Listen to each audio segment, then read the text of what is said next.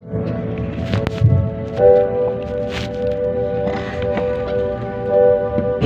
po natin makinig maigi sa sinasabi ng banal na Espiritu sa atin. We need to be sensitive doon po sa instruction ng Lord sa atin.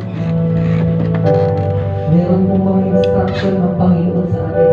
Maski po sa inyong mga kabataan, na huwag po kayong magre-reram. Nandito na po kayo. Pigil po natin ang ating mga mata.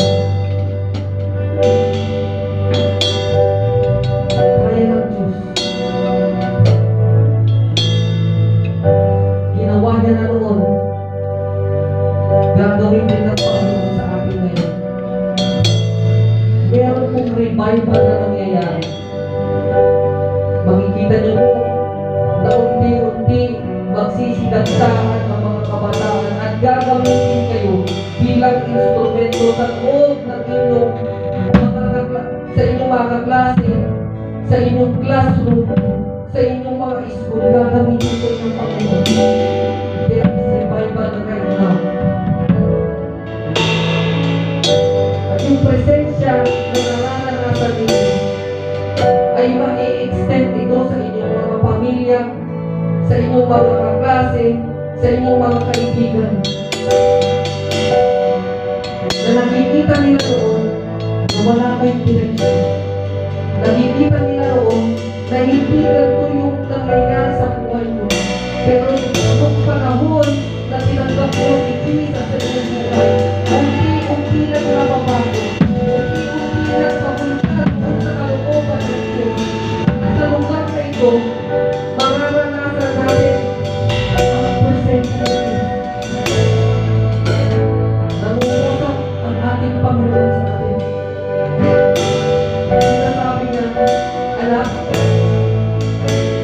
kailanman hindi kita pababayaan. Anak, hindi ka nagkamali na magpunta sa lugar na ito.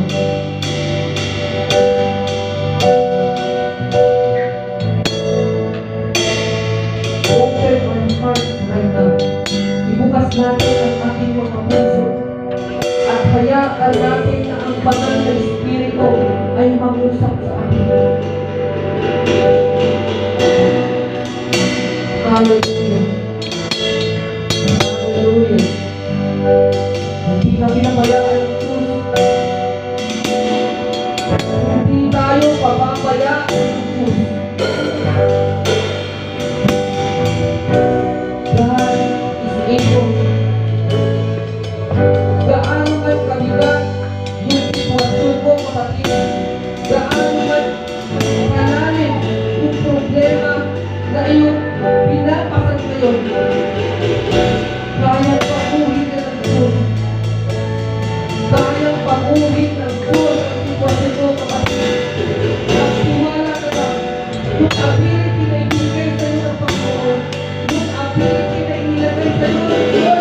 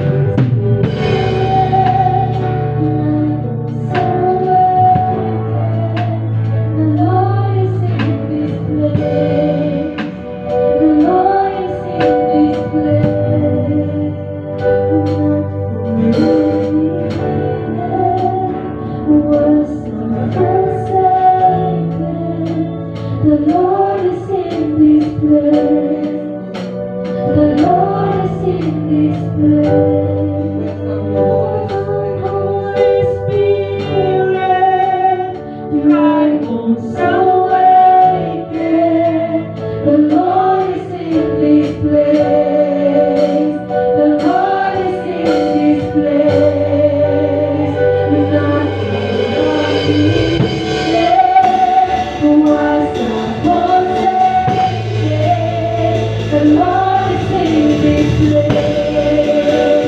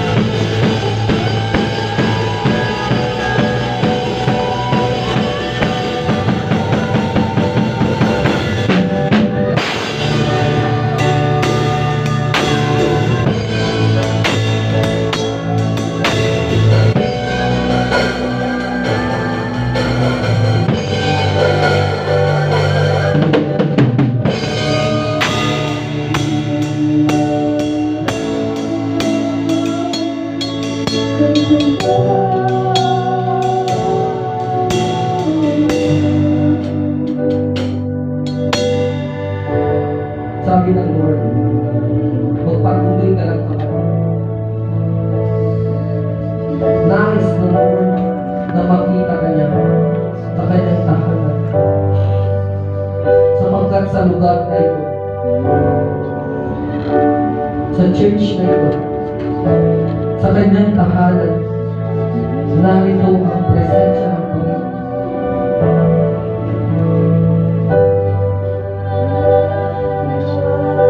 Kanyang kausap.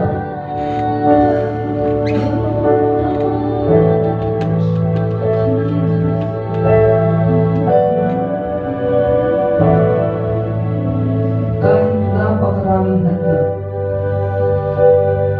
baka ka magpunta sa lugar na ito, inihanda ka na ng Diyos. Inihanda ka ng kapatid na mapunta sa lugar na ito. Hindi lamang sa araw na ito, nais ng Diyos na maging consistent ka. Nais ng Diyos iparanas ang kanyang katapatan. Nais ng Diyos na iparanas ang kanyang kapangyarihan sa iyo.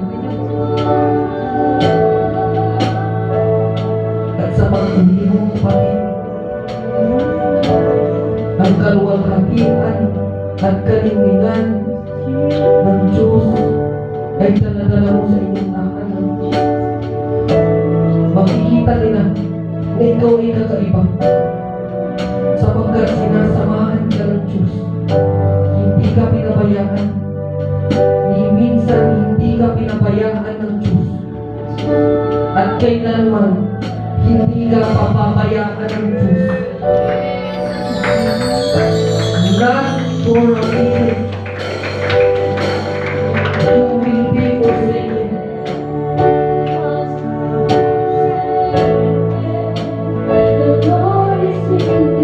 Ang lugar na ito ay tahanan ng Diyos. At narito ang kanyang presensya. Nais kanyang katapuin, kapatid. At nais ng Diyos na mapaypayan yung pananampalataya na inumpisa mo. Mapaypayan niya ng ating Panginoon.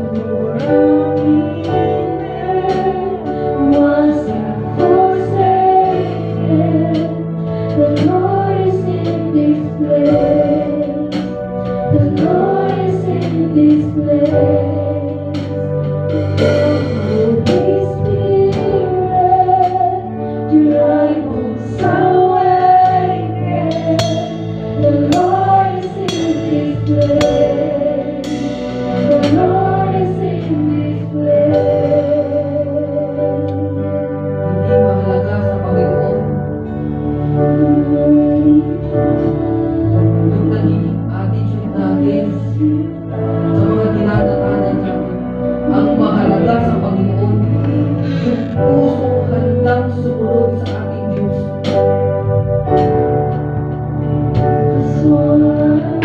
Along the way sa ating journey, sa inyong journey, mga kapatid, mararanasan niyo ang katapatan, kapangyarihan ng Diyos. Isa niyo na paniwala, pananampalataya.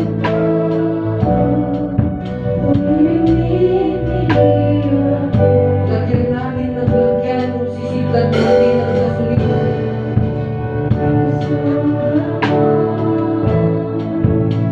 At magiging Panginoon tayo sa ating mga kaibigan, sa ating mga kaklase, sa ating pamilya. Na yung mga bagay na imposible,